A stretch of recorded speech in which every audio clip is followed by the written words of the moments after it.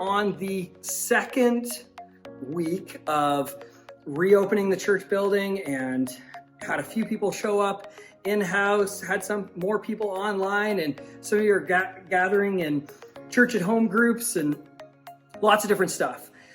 Basically, we're at a point in our church history where people are gathered all over the place, and yet they're still a part of Mountain View Church.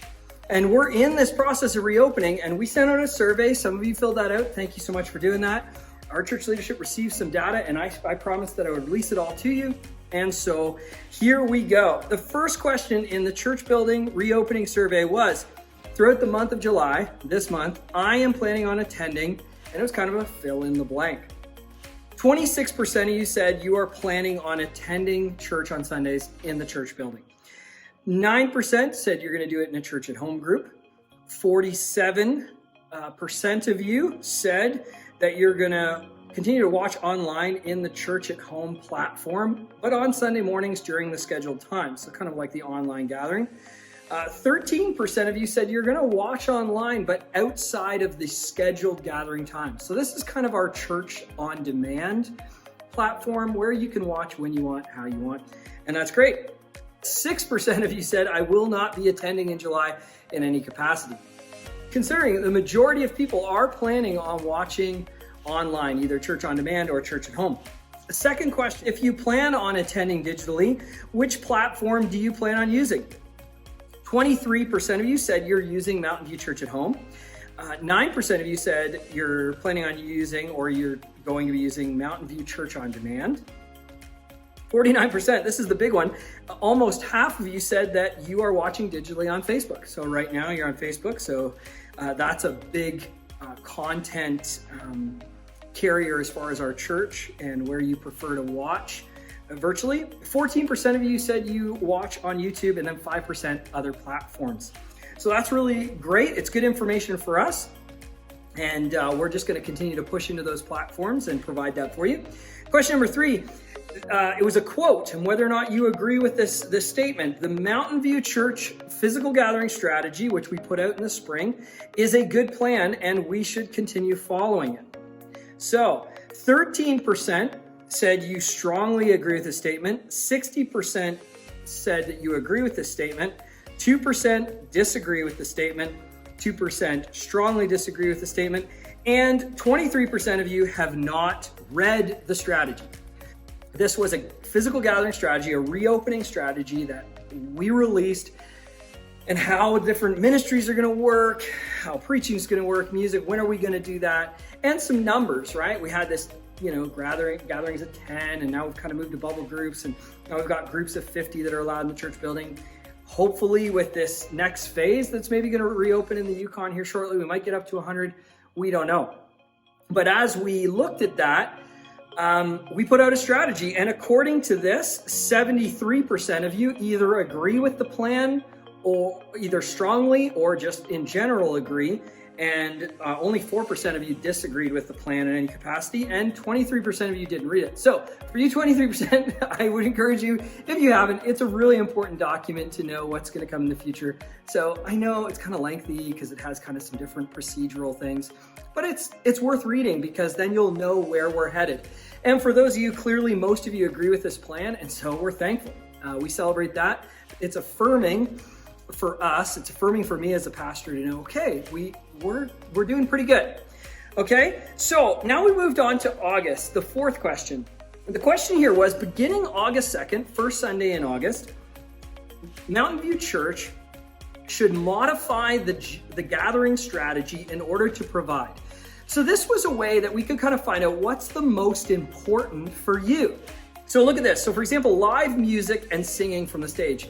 Only 43% said that we should modify that. In other words, encourage it or allow it sooner. So less than half, just less than half of you believe we should have it starting in August. Only 15% of you believe we should have coffee and tea in August. And 49% believe that we should have live preaching from the stage starting in August. Again, just less than half. So singing and preaching seem to be pretty closely tied, that less than half believe we should start that in August.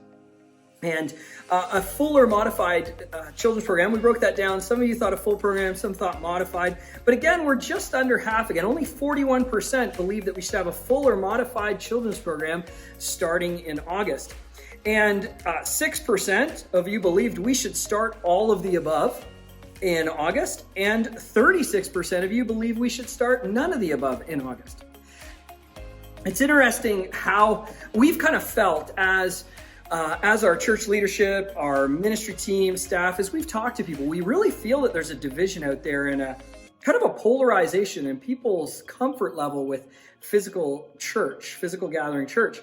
And we kind of felt that in the comments, but this was going to give us some concrete data on whether or not there really is a polarization, and we definitely saw it. So again, maybe some of this you might agree with it, disagree, but this is more affirming that people have different opinions. So some of you may read this and think, wow, this is really defeating. People are all over the place. Well, that's not actually defeating. Don't take that. For me, I just feel that there's an affirmation that some of you are very concerned about COVID-19 and a second wave, and that's fine. I'm okay with that. Some of you are not concerned whatsoever, and I'm okay with that. I'm fine with that.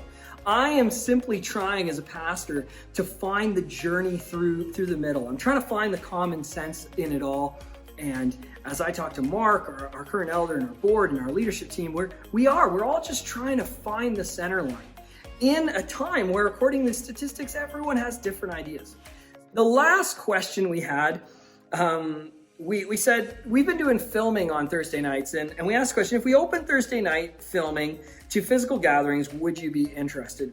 And this was pretty, it was a test, a shot in the dark a bit, but only 4% said they would attend, 19% said they might attend, 72% said no, they wouldn't attend, and 5% other, and based on, hey, I'd attend if this and this and this and this. And so we realized we're not really going to open filming up to physical gatherings. Clearly, the interest isn't really great there, but also in talking to our tech crew and music crew, it does add an element of pressure as they practice and film.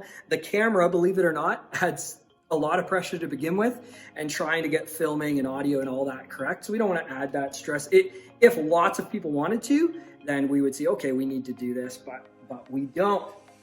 So that's where we're at. If you have any comments or questions about this survey and releasing it, then make sure you let us know. And we want to try to give you as much information. We want to take in information. We want to communicate well. So thanks for helping us do that. And thanks again for filling out that survey. I really appreciate it. It helps us navigate.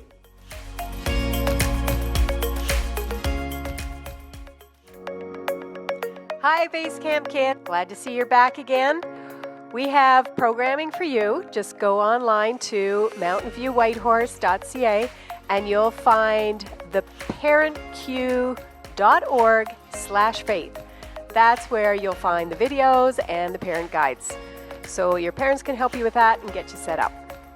Now, junior youth, I got a great big thank you for you because yes, on Wednesday this week, you helped Grammy Shannon. Now, if you don't know, Grammy Shannon, as she likes to be called by the kids, is actually Janice Shannon, and she is usually the climbers teacher at the 11 o'clock service. And she was in need of help, and so our junior youth crew went out there and cleaned up her place, and it was a great time together. And boy, you guys are great at working together.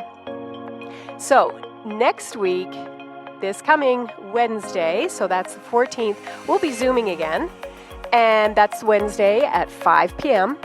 And then the following week, Grammy has invited us back to her place for a hike and a wiener roast. So if you would like to be part of junior youth and you're in grade 5, 6, 7, whether this year or last year, whatever school year, come and join us. You can easily be a new person, sign up online, and come and join us. So now it's over to Jeremy. One last little update regarding Basecamp. A few months ago, Nicole Hain had joined our staff team pre-COVID and was kind of directing and relaunching our Basecamp ministry. And she did a lot of work through the kind of COVID-19, those 3 months of lockdown, and did a lot of amazing videos and really helped us navigate online ministry. That being said, Nicole has decided to move on to other things, and we would just want to take a moment to thank Miss Nicole. We want to say thank you to her for all her work and all her efforts. Pray for our Base Camp ministry, pray for those individual leaders, and pray for the next director of Base Camp, as well as pray for Nicole as she's on to new things and as she hangs out here doing different stuff. Again, please join us in thanking her and praying for her.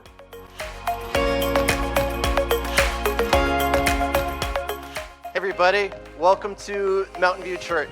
Whether you're joining us at home, online, or in our building, we're so happy to have you here. If you head on over to our website at mountainviewwhitehorse.ca, you'll see a Get Connected link there. If you just fill out that quick form with a few details, we'd love to get to know you. These past few months have been tough for everybody, but you're not in it alone. You've got Jesus, and you've got our church to go with you.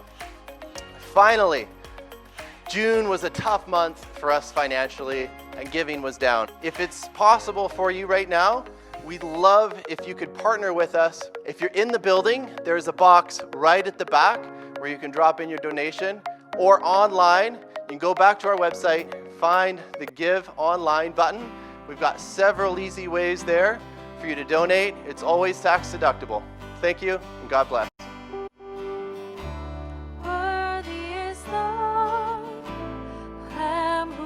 Slain, holy, holy is he. Sing a new song to him who sits on heaven's mercy seat. Holy, holy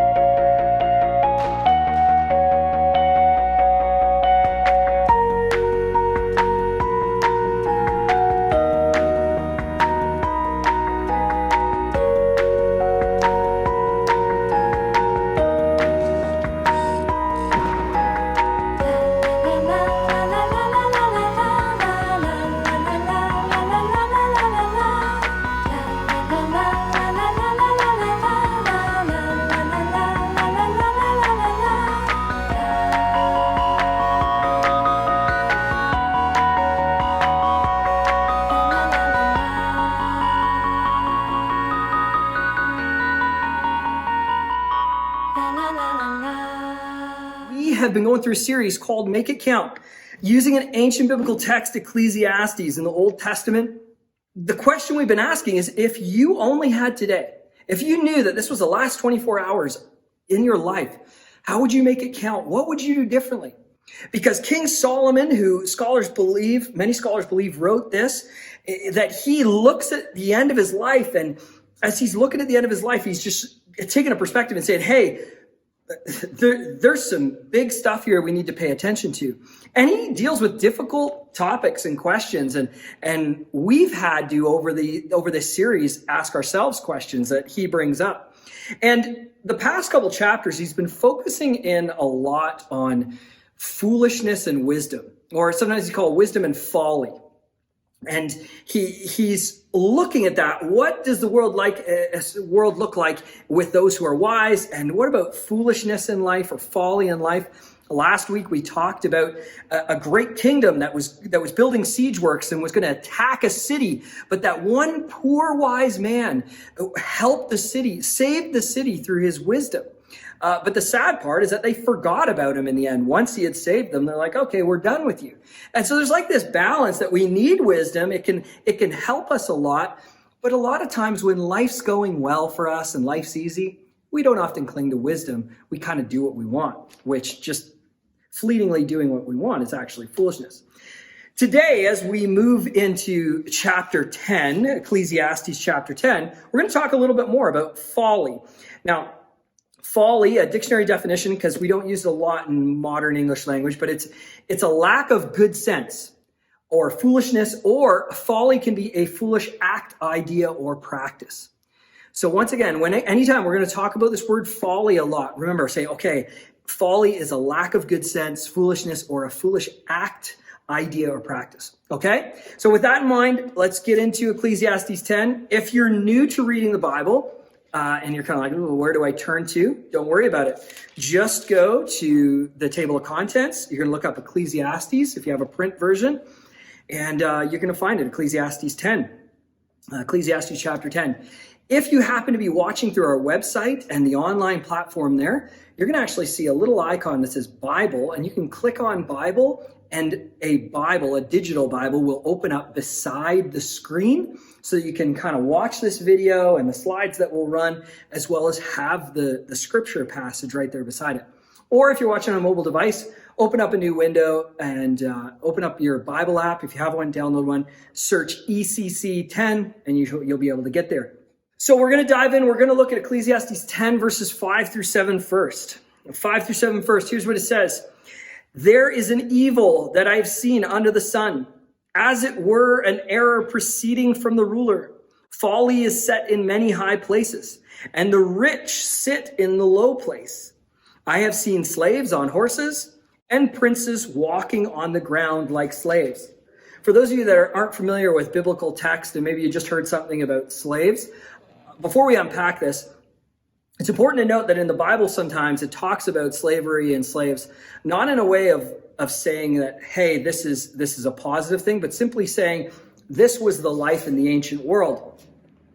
In the ancient world of kings and kingdoms, slavery was a part of it. And he's giving a little idea here that slaves being on horses and princes being on feet, that this points to something significant. So again, it's not really pro-slavery. It's more about giving us a bigger principle, a bigger idea, a bigger contrast. This is kind of the principle behind what he's saying, is that folly can be found in high places.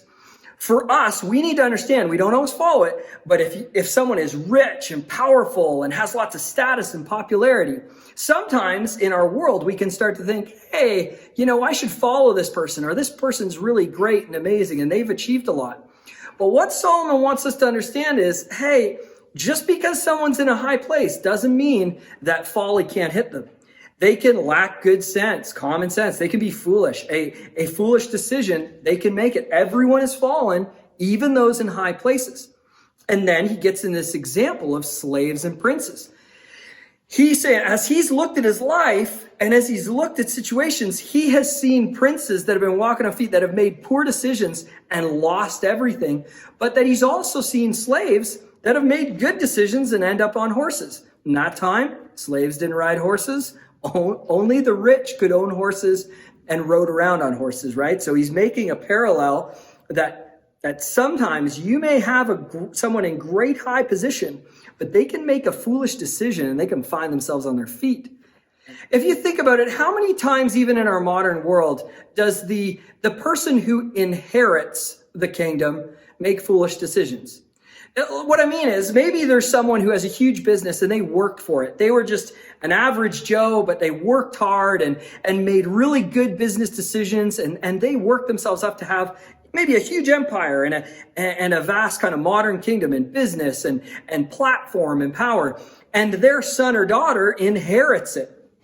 And what we see so many times in kind of the wealth world, the Hollywood world, all that is the person who just is given the keys to the kingdom without working for it or without really having the wisdom to take it often is found in folly.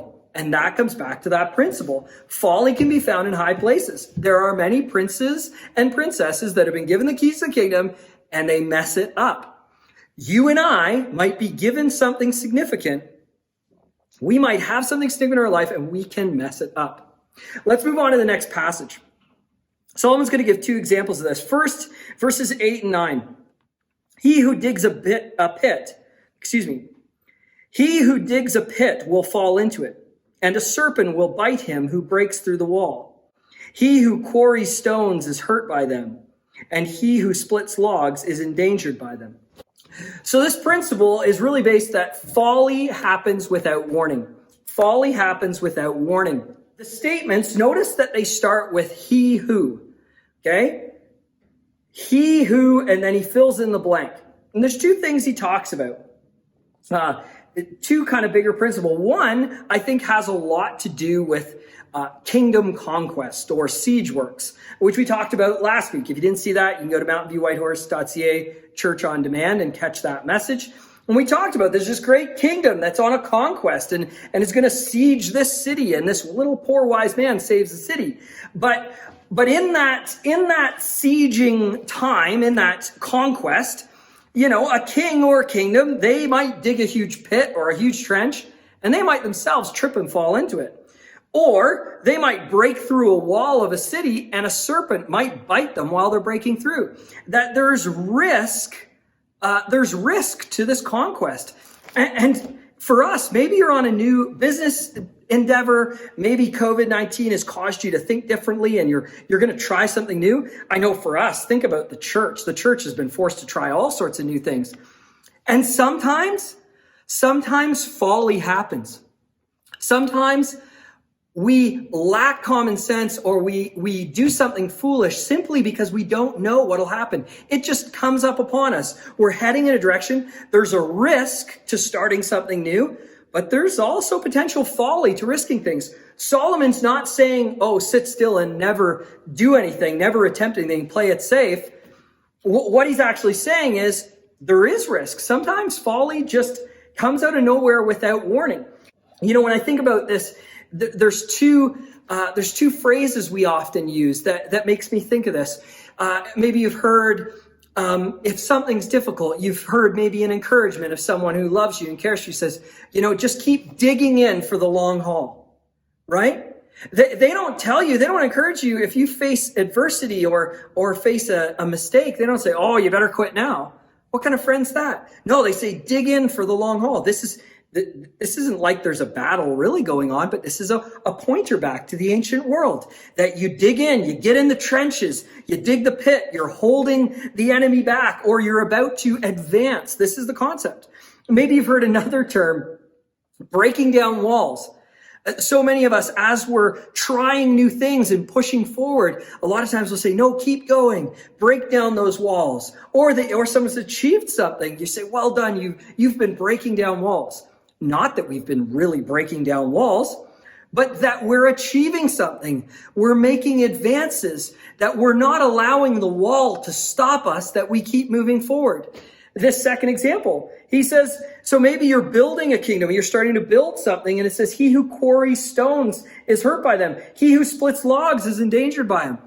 Whether you're mining or logging, or maybe you're building your business, or maybe you're trying a new education practice, maybe you're trying a new medical practice, whatever new thing you're starting, you might make a mistake. That folly might come without warning. You might do something that you thought was going to have a certain result, but it gets messed up. It doesn't mean we stop doing something. It doesn't mean we all hide away and don't try anything new and, fall off our bike and never get back up on the bike and try again. You just learn a few things every time you make a mistake. And for me, this is so important for us as we try reopening church and as we look at things.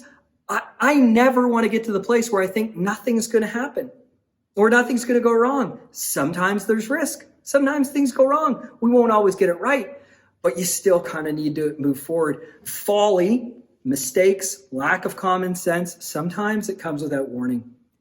Sometimes that's just a part of life. And Solomon's acknowledging that. Next thing, let's look at this next. So those were the he, who statements. And then he starts a couple other statements to start with if the. Okay? So these are other examples.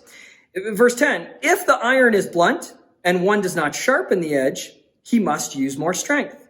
But wisdom helps one to succeed. Verse 11, if the serpent bites before it is charmed, there is no advantage to the charmer. So these are kind of second set of examples. We talked about before that folly can happen without warning. It can just come upon us. We're trying to do something, we're trying to work, and it just happens. Well, this is different. This here, Solomon's trying to show, however, even though folly can come out of nowhere, you can prevent it. Folly can be prevented. And he gives two examples, one of a tradesman and one of an entertainer. This tradesman, you can keep they can take the axe and they can keep chopping wood and the axe is getting dull and they can just try to force it in. But wisdom, eventually someone's going to get hurt or you're just not going to achieve anything. Wisdom would say, stop, sharpen the axe, and then start cutting again. Work smart. Folly can be prevented. And now let's look at this entertainer piece. Snake charmers. There's snake charmers still in some of the Eastern world. We don't really have a lot of snake charmers in the West. But it was a form of entertainment in the ancient world. And the example here is you can't just go out and, pick up a cobra or a viper or something like that and automatically charm them with some music or some words that somehow you're going to be able to put on a show with a snake. There's a journey that takes place. You're going to end up getting bit.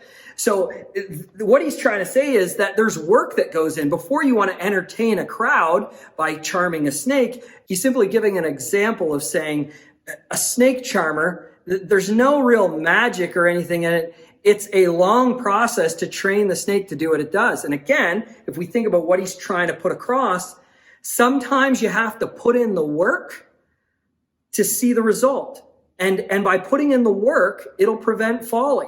You train the snake well, and it's going to kind of obey. It's going to do its thing without biting you or anyone else.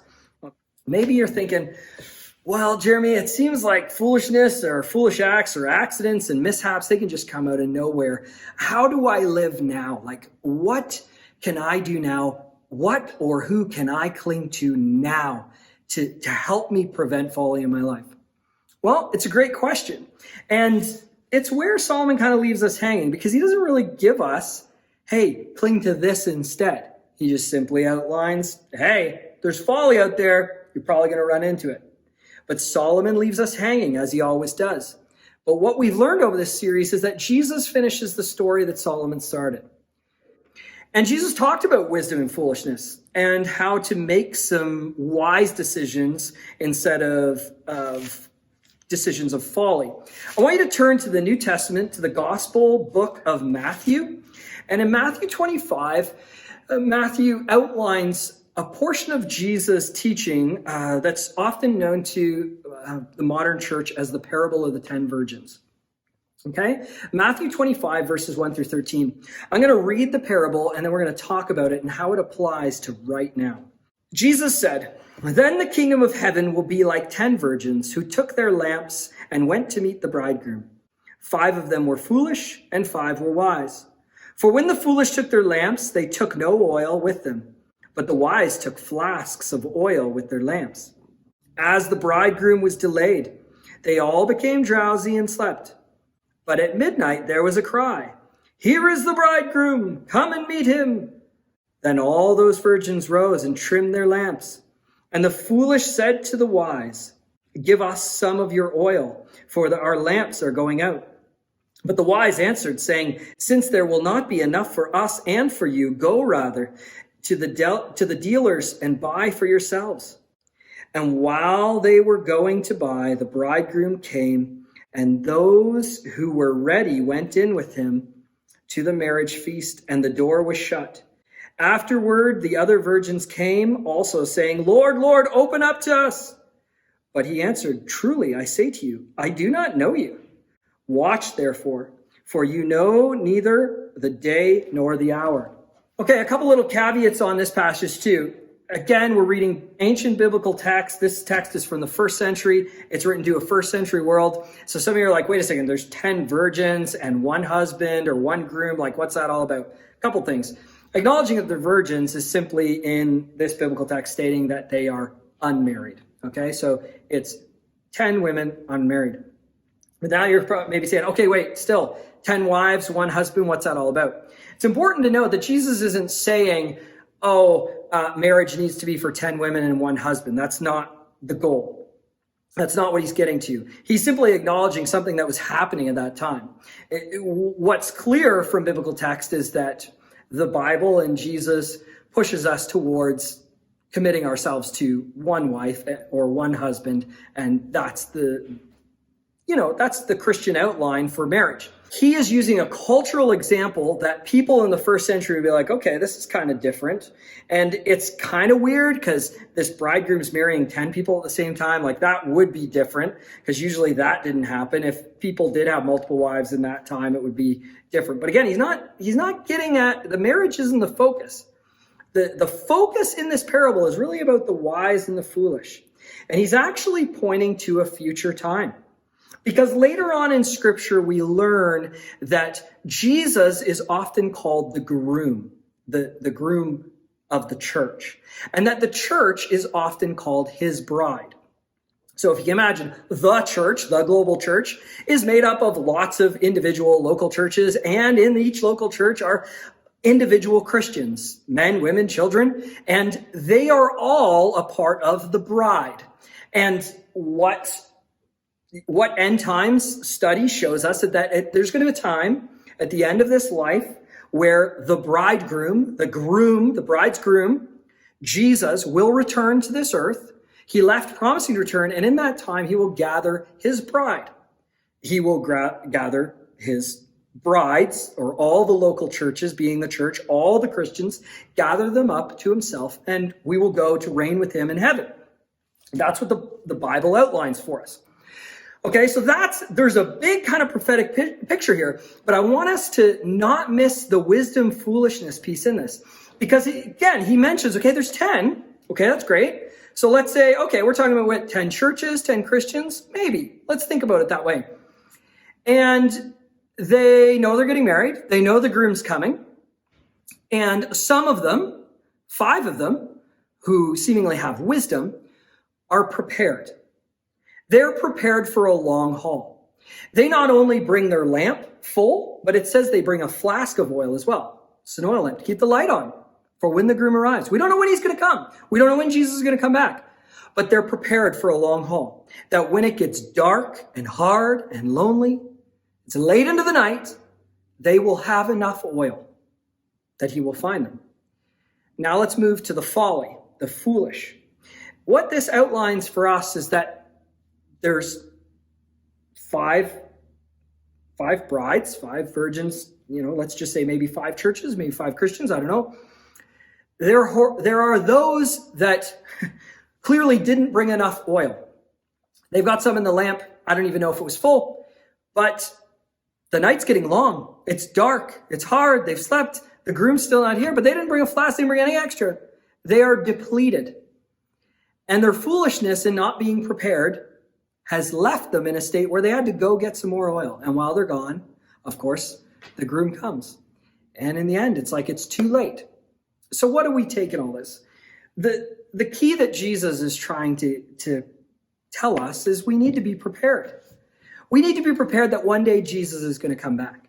He wants to have a relationship with you. He wants to be with you, his Spirit guiding you. And it's easy to kind of just go through life and say, haphazardly. What are you saying? Foolishly. Or we can be prepared. How can we be prepared for Christ's return? I think there are lots of things found in here that can help us to be prepared. Being a part of a local church. And maybe you'll push back, well, Jeremy, I can't be a part of a local church. The buildings aren't opening and COVID. Well, no, that's not really true. I think we've proven that the local church is still alive. My relationship with Jesus hasn't changed because of COVID. The church, how it functions might have changed. It's more in homes than it ever was before, but we were in homes before anyway. The first century church happened in homes. The church building is a later concept. It wasn't an original concept. The church is the people, and the people need to be prepared for Jesus to come back. And we can't keep using excuses. We can't give excuses on why we can't invite our neighbor to our home to take part in church or to even just have a conversation. We can't keep giving excuses why we can't share the gospel or can't feed the poor or can't help those that are struggling or can't just even go for coffee in a park and let someone download on how difficult COVID has been for them. We can't make excuses. We can't rely on the church as a corporation, organization, because it's not. It's the people. It's the body. And so how are you going to prepare? Will we, Mountain View Church, will we foolishly just kind of wait around haphazardly? Or will we make sure that our lamp and the extra flask is full? Will we pursue Jesus so desperately that we're full and we're ready for his return? And we will not let anything stop us from continuing to share the gospel, continuing to invite people, introduce people to Jesus. Maybe right now you're watching this and you feel a little bit out of sorts because you're thinking, I don't really know about any of this. I just got lost on the internet and landed here. That's okay. I am telling you that there is a need in your heart, and it's the same need in everyone's heart. And there's something more. They know there's something more. They know they need something more. There's a calling towards something more, and I'm telling you, it can be found in here, and it's actually a person. The entire Bible leading to and from Jesus Christ. This entire gospel story, the story of humanity, is one of a fallen people. Humanity fallen because of sin, separated from God, but that God loved us so much that he sent his one and only Son to die on a cross, that the sins, the wrong, the evil, the suffering placed on his shoulders, and he would die and pay for it. But that 3 days later, he would rise from the grave, conquer it all, making a way. That even though we're not pure and we don't feel holy or righteous, but that through his righteousness, we may have access to his kingdom. Right now, if you are searching, you have access through Jesus. He is waiting. And for those of you that are my brothers and sisters in Christ and known Jesus for a long time, and you're struggling, moving away from Jesus, moving away from the local church, that won't help. The Bible's pretty clear on that, and church history is pretty clear on that. Now is the moment. COVID's not going to disappear overnight unless God sees fit, and he might. This is a long haul, and so this is a call. It's going to be a long night. It's going to be hard. I'm not super excited about it, but I'm excited on what God might do with it. And so I'm asking, will you join with me? Are you ready to dig in and use your gifts and abilities for Christ? If COVID doesn't go away for a year or two, are you okay with that? Are you ready? If it's that long and hard of a night, do you got enough oil in the flask? Jesus is the source. So let's make a commitment today. We're going to fill the oil lamps. We're going to fill the flasks. And we know this is a moment of waiting and a lot of unknown. And we don't know when things are going to come back to normal or if they will. But we do know Jesus is coming back. And so we're going to anticipate. We're going to be prepared so that we're not caught into foolishness, that folly won't overtake us. In wisdom, we're going to pray, and we're going to ask that Jesus sustain us. If you don't know Jesus, you can give your life to Jesus today. If you've been distant and the lamp and the flask are empty, we can fill that today. Let's get prepared. Father in heaven, I thank you for sending your son, Jesus, that in my darkness, my selfishness, you chose to love me enough to send your son to take away my sin. Jesus, I thank you for taking my sin on the cross willingly and taking the punishment. I thank you for the resurrection, the rising from the dead to conquer my sin, to provide a way to heaven, to your kingdom. Today, I choose to follow you. Today, I choose to dig in. I know that it's going to be a long night. I'm thankful that you've promised to return, but I submit that I don't know when you return. And according to your word, you don't know either, that only the Father knows the day or the hour. But that it'll be dark, might be cold, might be long, but I'm going to live like I only had today. Today, I choose that this is the day where I will begin to tell people about you. I will begin to get out of my COVID-19 mindset and live like today's going to count. I will invite people into conversations, social distanced or in my house or online, but I will begin talking to people. I will begin investing in people. I will use the gifts and abilities to serve your local church, your bride, and humanity. Father, I ask, please give me enough oil that I might, Father, give me enough oil that I might last through the night, that I'd be wise and I'd be ready and prepared for when your son returns. We ask all this in Jesus' name. Amen.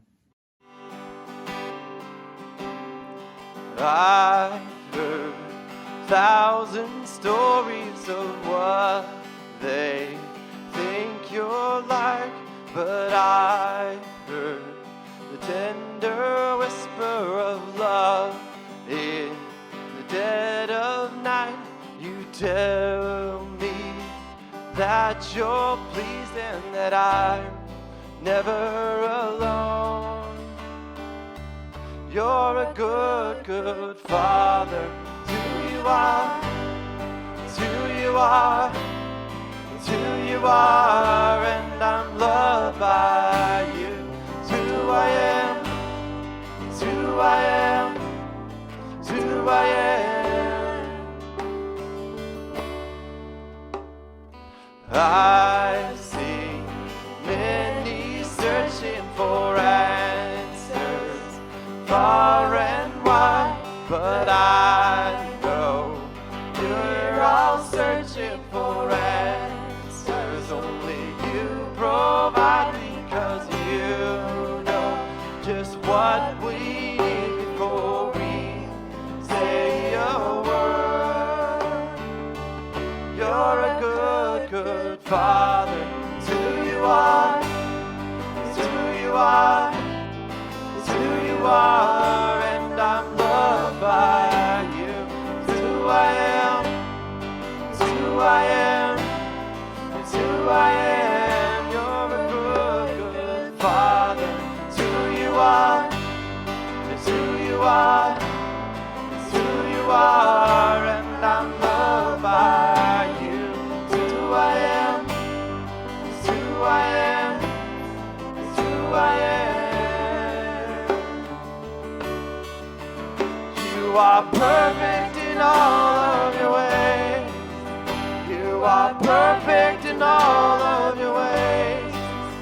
You are perfect in all of your ways to us.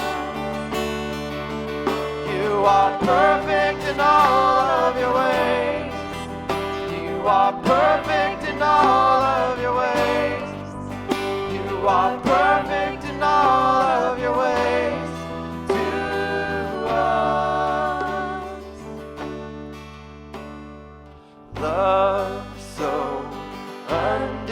undeniable. I can hardly speak. Peace so unexplainable. I can hardly think as you call me. Deeper still as you call me. Deeper still as you call me. Deeper still into love, love, love. You're a good, good Father. It's who you are. It's who you are. It's who you are.